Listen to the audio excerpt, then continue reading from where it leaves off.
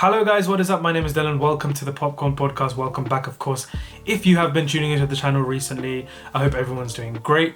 Apologies that this video is kind of late. You know, we are already halfway through the month of October. So normally I, aim to get these videos out in the first week of every month. But, I've been kind of busy with some other videos. Of course, if you have been on the channel recently, you will know that I've been making quite a few videos. But yeah, anyways, without further ado, let's get into everything that I watched in the month of September. So as you guys can see, I logged 25 entries in the month of September, which is more or less one a day. I'm getting my average back up to, the figures we were hitting at the start of this year, the earlier months of this year. But obviously nowhere near as much as those, but 25 entries, which I think is a decent amount in September considering how busy I was. But yeah, anyways, on the 3rd of September, which was the first film that I watched, I managed to check out the latest remake of Candyman, directed by Nia DaCosta, and this was a 3 out of 5 stars for me. I think artistically and from a filmmaking perspective, Nia DaCosta does a really great job. However, as a horror film and what I was sort of expecting and hoping for going in, the film didn't really shock me or scare me that much. I feel like it got at one point really overly political, and I wasn't a fan of that sort of direction they went in, because being a horror fan, I just wanted more of a, more scares. But yeah, not an awful film, but not a massive fan of the new Candyman. Anyways, on the 4th, Shang-Chi and the Legend of the Ten Rings, which is obviously Marvel's, the MCU's latest film. And I have to say, guys, I absolutely fell in love with this film. I was a huge fan the first time I saw this. I really love the direction that the MCU are taking and giving the spotlight to these newer characters, and I think the whole cast really does a great job here. Simu Liu in the role is fantastic. Awkwafina, Tony Leung, and Michelle Yeoh, who are of course legends of Hong Kong cinema, absolutely kill it in this film. And I really had a good time with Shang-Chi, guys. And of course, if you do want to check out my full thoughts on the film, I will leave a link to my movie review in the description box down below. Anyways, on the 8th, I rewatched Warner Bros. / David Ayer's Suicide Squad, the first one. And I remember seeing this film back when it originally came out. I went to a midnight screening at the Leicester Square with a couple of friends, and back then I didn't really know what I was talking about. Well, yeah, I guess I was a bit naive, and I actually believed that this film was better than Man of Steel and Batman vs Superman at the time, and how wrong I was, because when I did rewatch this the other day, it's really bad, guys. Like, I'm not even gonna try and defend this film. Of course it's not David Ayer's fault, and I do hope we eventually get to see his version of the film. But yeah, this was painful to get through, I have to be honest. But yeah, on the 9th of September, I watched the entire Back to the Future trilogy in one sitting, actually. First film is of course a classic, a timeless classic, a masterpiece. The second one I do really enjoy and I really love. Don't think, of course, it's quite as good as the first, but it does manage to capture a lot of that, the essence and the magic that the first film did bring. And I still have a lot of fun with Back to the Future Part 2. Part 3, still pretty good. Of course, nowhere near as good as the first, and not quite as good as the second, but still really enjoyable, still a fun adventure flick and a great way to round off the trilogy. But yeah, on the 12th, I watched James Wan's latest horror flick, Malignant. And I don't know what to say about this film, to be honest. I think it is absolutely just bonkers. the direction that it goes in. Of course, if you have seen the film, you'll know what I'm referring to. This film did shock me, and I'll give it that. It did some things and it went some places where I definitely didn't expect it to go, and I've never really seen in a horror film before.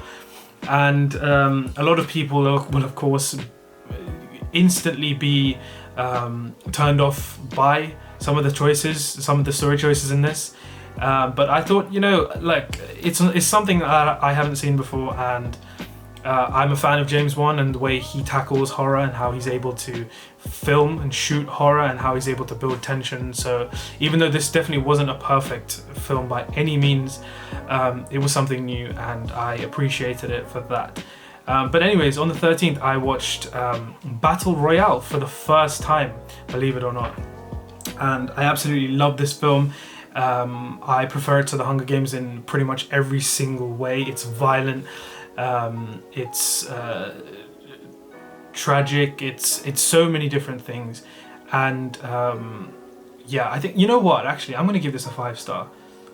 I really do love Battle Royale. In fact, I mentioned it when talking about Squid Game in my most recent video, and I'm really happy that I watched Battle Royale.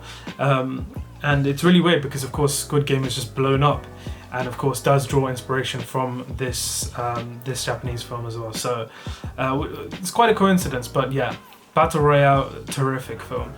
Forrest Gump on the 14th, masterpiece. Shang-Chi and the Legend of the Ten Rings again. I watched this, I rewatched it, loved it. Yeah, on the 16th, I rewatched The Girl Next Door on Netflix. I'd seen this film once before when I was younger, and I really liked it, and I still do really like it. I think it's hilarious. I think it manages to capture a lot of the the fantasies that teenage boys go through really well. And Paul Dano is in this film, believe it or not, and he is just hilarious. And watching sort of the last time I watched this film, since the last time I saw this film, I've obviously seen Paul Dano in a lot of other movies, and he's of course known as a very serious actor, but it was really refreshing and really quite funny to see him do in a role that isn't his typical. Let's just say that. But yeah, The Girl Next Door, yeah, it's kind of a guilty pleasure for me. Anyways, on the 17th, I watched The Boy, starring Lauren Cohen, and I hadn't seen this one before actually. It was on my horror list for a while, but yeah, I think it managed to create a creepy atmosphere for the majority of the film, and there's a twist that does come later on that I'm not too sure really worked for me. It was an ambitious twist, I'll give it that, but yeah, overall I thought the film was alright. But then on the 18th I watched the sequel to The Boy, and this was most definitely not alright. I don't know if you guys do this as well, but I of course have been a fan of Chris Stuckman for a long time, and every time I do watch a film I do go and watch his review, or if he has a review for a film. So that is what I did for The Boy 2, and I think he summed it up brilliantly. This film really doesn't have the right to exist. I think it's an awful sequel, and definitely not worth your time. But anyways, on the 19th I finally watched Point Break for the first time, directed by Catherine Bigelow, starring Keanu Reeves and Patrick Swayze, and I finally get the Thor Ragnarok reference, when Thor goes into the Quinjet, and there's a password that's set by Tony Stark. He of course unlocks it with the password Point Break. I mean, I did get the reference before, but of course it was nice to finally check out the film. Thought it was pretty good. I only gave it a 7 out of 10, and I have a feeling it's going to go up the next time I check it out. So yeah, that is that. On the 19th I watched Don't Breathe 2. I'm a big fan of the first film, but this one didn't do it for me quite as much. It was definitely a lot more action heavy, but it really does not succeed in the ways that the first film did, in that that creating that atmosphere and creating that level of tension, that's really nowhere to be found here in the sequel. So that was quite disappointing. But yeah, Don't Breathe 2, yeah, it was okay. I don't hate it, but it definitely doesn't live up to the first film, in my opinion. But yeah, anyways, on the 21st, I watched Super, directed by James Gunn. I thought this was quite funny. It's quite heartfelt. But of course, I think if you've seen Kick-Ass, Kick-Ass is like, I'm always going to be biased towards Kick-Ass because it is one of my favorite films. But yeah, Kick-Ass is just a lot better. But yeah, still a lot to love in this film. And what's also surprising is Elliot Page, starred in both this film and Inception in the same year, which is quite surreal. But yeah, anyways, moving on. Later on the 21st, I watched Vicky, Christina, Barcelona, directed by Woody Allen, starring Javier Bardem, Scarlett Johansson, Rebecca Hall, Penelope Cruz. Of course, she won her Oscar for this film. Yeah, I don't know why I chose to watch this that late at night. I don't know. It's just in the mood for one of those films, you know. It is about two American girls, played by Scarlett Johansson and Rebecca Hall, who go to Spain. And they meet this guy, Javier Bardem, and he is this really romantic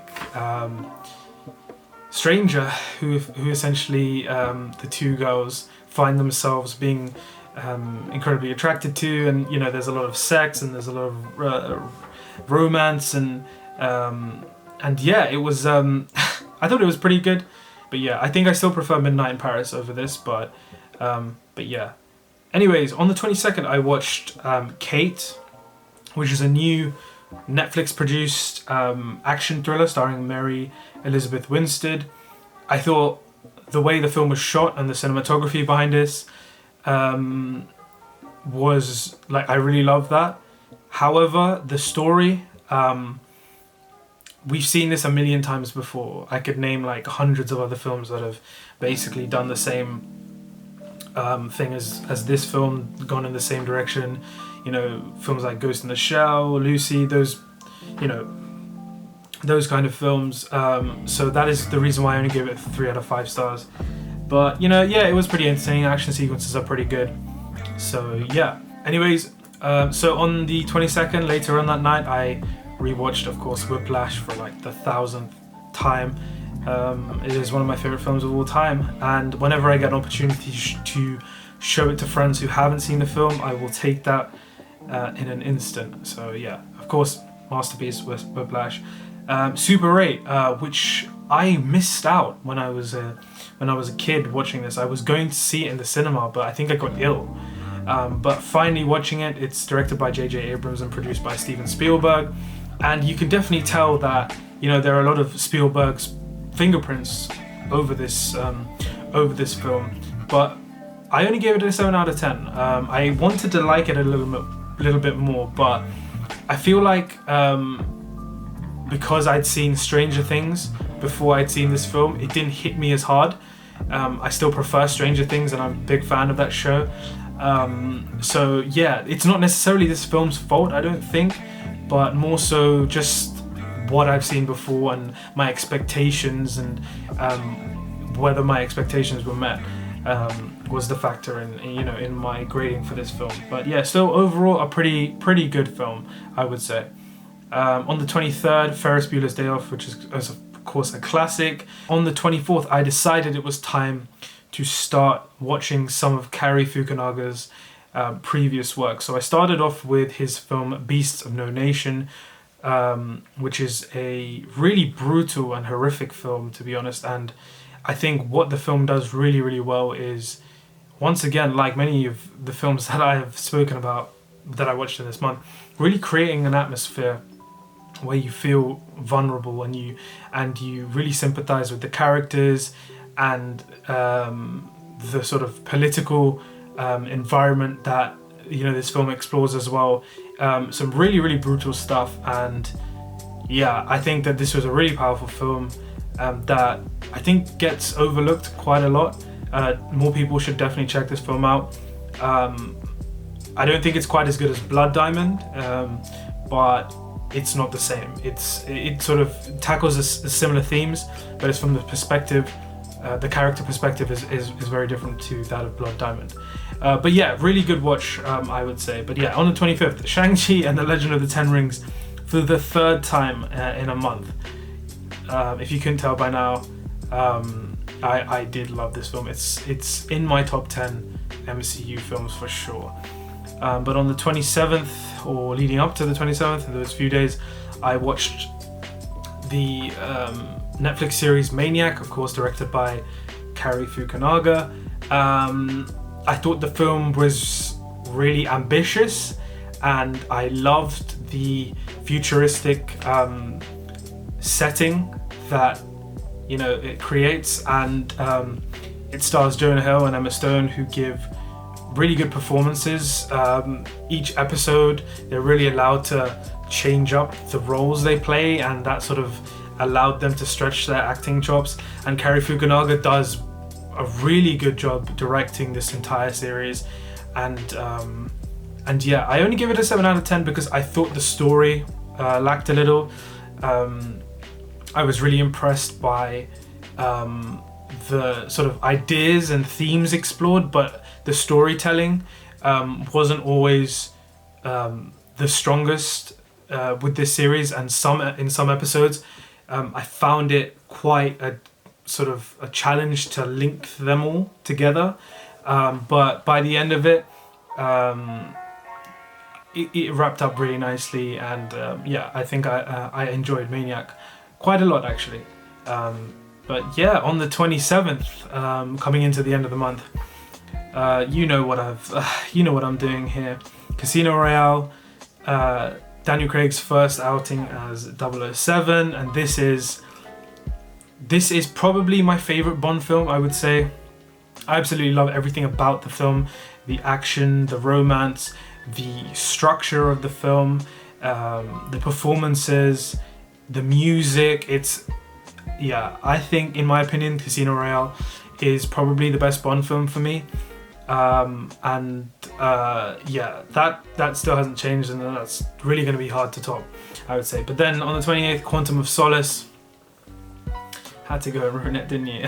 But yeah, this film, of course, isn't that great. It's sort of the film that if you took out of the series, no one would really notice. One of the worst aspects of Quantum of Solace is the editing. Every action sequence looks like it's been chopped to oblivion, and you can't really tell what the fuck is going on.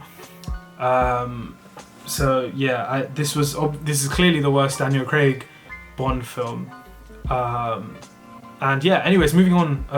Skyfall, again, like Casino Royale, this is pretty much perfect in my opinion. It's really difficult to compete with those two Bond films. I think Skyfall is probably the most technically, when it comes from a filmmaking perspective, the best Bond film for sure. It's directed, of course, by Sam Mendes and shot by the master, Roger Deakins, the first Bond film to ever be shot on digital. And the visuals in Skyfall are just to die for. The action is, of course, terrific. Javier Bardem as Silva, the villain in this, is one of the best Bond villains, and his introduction scene is masterful from a directing perspective. How Sam Mendes gives him that time and attention, and of course from a performance perspective, Javier Bardem, just as he walks down the hall, you are gripped. And yeah, I think Skyfall, every time I watch it, it reminds me why I love movies and action cinema. I think this is one of the most exquisite action films of the past decade or modern times, I would say. So yeah, I really love Skyfall, if you couldn't tell. But yeah, 29th, I rewatched Spectre, once again directed by Sam Mendes, shot by Hoyte van Hoytema, another one of my favorite cinematographers. I like Spectre quite a bit. I think where it falls apart or doesn't come together as well is in its second act and going into the third act. I think the first 45 minutes to an hour is really, really great. I think everything sort of past that Aston Martin chase sequence between Bond and Batista, then the film sort of goes downhill. But how about that introduction scene for Christoph Waltz's character? Absolutely masterful. I still get chills every single time I watch that scene. It is absolutely terrific. But yes, as you can tell, these films have been watched for a purpose, and of course that purpose was the lead up to Daniel Craig's final outing as 007 in No Time to Die. I managed to catch a midnight showing on the 30th of September, and I really enjoyed it. I had a lot of fun with it. A little bit too long. I think maybe about 20 to 30 minutes could have been chopped off, but Cary Fukunaga does a great job directing, Hans Zimmer of course on the score, and I think it was really satisfying, and I think it was a good conclusion to Daniel Craig's time as Bond. I think he's definitely my favourite Bond, and it's really going to be tough for whoever's takes the reins of the character next to sort of compete with this. But of course I'm excited for the future of this franchise, and yeah, of course if you want to check out my thoughts in more detail on No Time to Die, I have a full review of it here on the channel, which I of course will link also down in the description box. But yeah, anyways guys, that is it. Those were all the films, all the series as well, that I managed to watch in the month of September. Let me know some of your thoughts on those watches, some of your favorites, some of your not so favorites, and of course let me know what you also managed to check out in the month of September. Anything interesting and any recommendations. I will be happy to of course watch them next month or whenever I can. But yeah, guys, thank you so much for checking out the video. Of course, if you are new here, we talk movies all the time, so consider subscribing to the channel. Of course, if you did enjoy the video, don't forget to leave a like. And yeah guys, I will catch you very soon in the next video. I hope everyone has a great week, and I'll see you real soon. Peace.